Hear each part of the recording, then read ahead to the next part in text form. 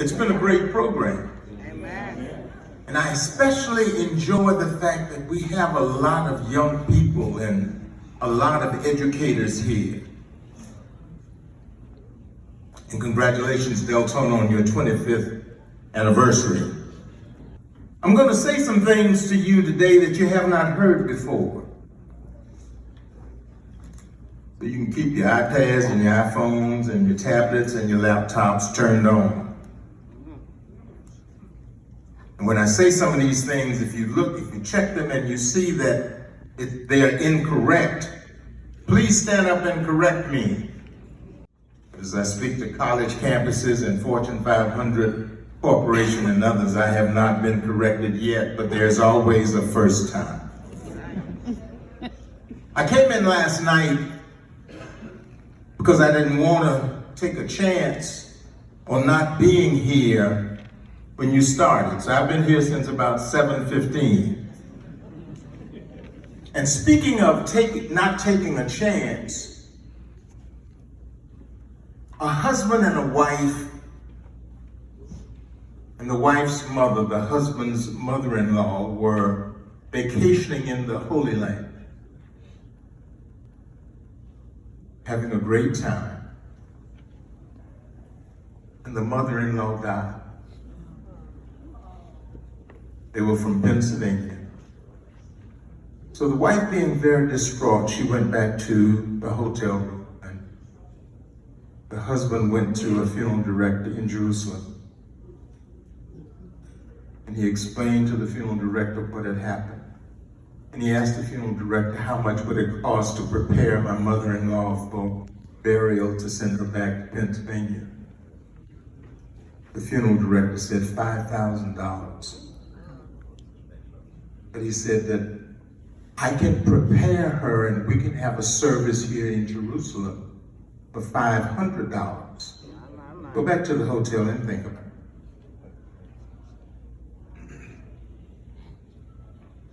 The son-in-law said,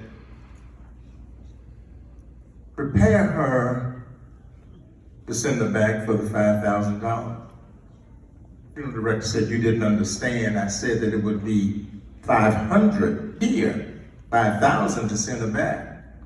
The son-in-law said, yes, I know. But about 2,000 years, they buried a man here. And after 3 days, he arose from the dead. So I'll pay the $5,000. I can't take a chance. Send her back.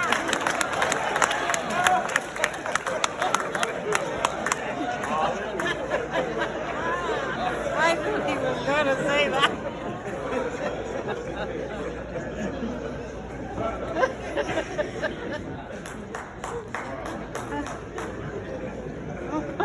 When you talk racism,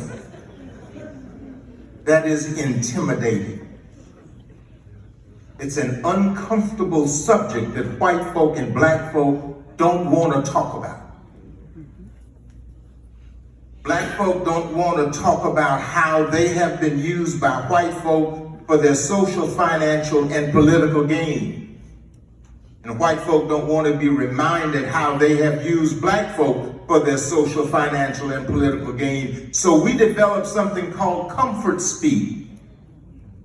We say things that we think our white friends and our black friends want to hear because we don't want to say uncomfortable things. While saying those uncomfortable things, we might not be invited to the football game or going on to a spa, going on to a boat cruise somewhere. So we don't say uncomfortable things, so therefore we don't talk uncomfortability.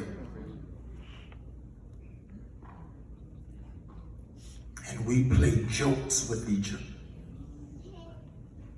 And we fool ourselves that things are getting better. We come to a Martin Luther King breakfast, a luncheon, an NAACP dinner. We go to an Urban League luncheon and we say, oh, look what I did. I went to an Urban League, NAACP, or Martin Luther King function. And you don't do anything again for the next 364 days. A lot of folks stand on the sidelines doing nothing. And they're the first ones to say, when are things going to change? We talk about this great drum major for civil rights. And to hear us talk about Martin Luther King in 2020, you would think that he was one of the most beloved men in our nation's history. He was reviled. J. Edgar Hoover called him the most dangerous Negro in this country. In 1955, he had just gotten to Montgomery. The head of the Montgomery branch NAACP and the head of the Brotherhood of Sleeping Car Porters of Montgomery was a gentleman named Edgar Daniel Nixon. They planned for Rosa Parks to be arrested. I was on a college campus and I asked some students, by the way, Mike told me that I can only talk for a selected period of time, so Beverly Neal, my friend sitting at the table, she's keeping track of the time, so she'll give me little messages and hints as to when to wrap it up, so I'm not going to go too long. But I was talking to a college campus and I asked this group of graduate students, tell me what you know about Rosa Parks. Yes, ma'am.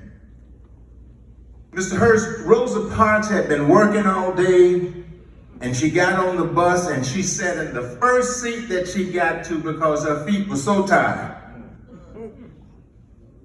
And she decided she wouldn't move. I said, don't you ever tell anybody that again. There was nothing spontaneous about the civil rights movement. Rosa Parks was the secretary of the NAACP branch in Montgomery. They had planned for her to sit knowing that she would be arrested. Montgomery, like a lot of southern cities, had an ordinance which said white seat from front, colored seat from rear. In many communities, black folk got on the bus, paid their fare, got off the bus, went to the back opening door of the bus, and then that's how they got on the bus. They could not walk through the white section. So Rosa Parks sat there and they arrested Rosa Parks. That put the case in court.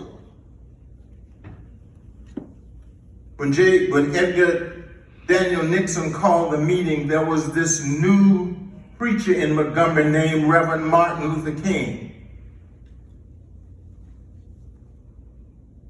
And Edgar Daniel Nixon asked Reverend King, would you head up the Montgomery Improvement Association? Because we're getting ready to boycott the buses in Montgomery. He said he would pray about it, came back the next day and said yes.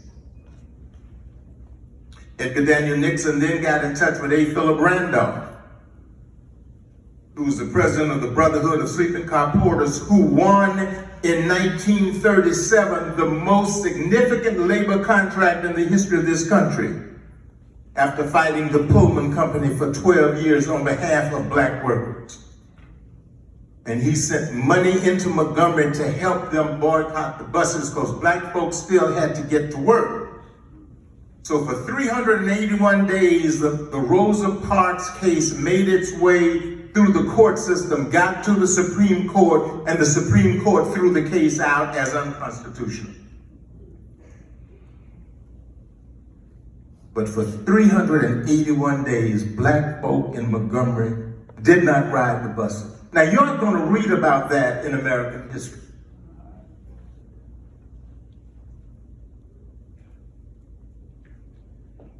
I started school when I was 5 and I got skipped. How much time? How much? I started at 5 and I started, he's keeping my time for me because Mike gave me a time. So I started school when I was 5 and I got skipped. And my pastor said, Favor ain't fair. For those of you who don't know what that means, ask somebody.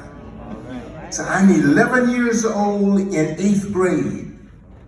And my 8th grade American history teacher, Rutledge Pearson, told us, leave your American history book at home. Because that book only included the names of George Washington Carver and Booker T. Washington as the only blacks who made salient contributions to this nation's history. See, we have to be honest about the founding of this country. This country was founded on a racist Christian ethic and ideal.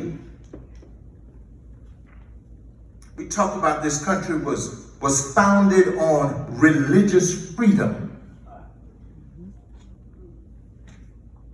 And that religious freedom included white folk determining, Christian white folk determining how they would consider these Africans and their black hue of skin something other than human. So let's do this. Let's call them property. And we can do whatever we want to them if we classify them as property. And then we don't have to worry about violating the ethics of the Bible and the Christian teachings of Jesus Christ, because we're not doing anything to human beings. We're doing something to property.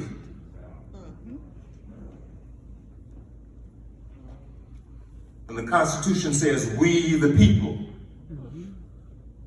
and when the Declaration of Independence says, we hold these truths to be self-evident, that all men are created equal, that they are endowed by their Creator with certain unalienable rights, that among these rights are life, liberty, and the pursuit of happiness. They weren't talking about black folk.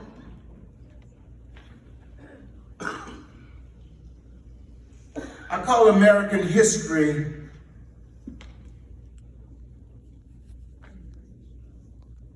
uncomfortable, dishonest, and racist.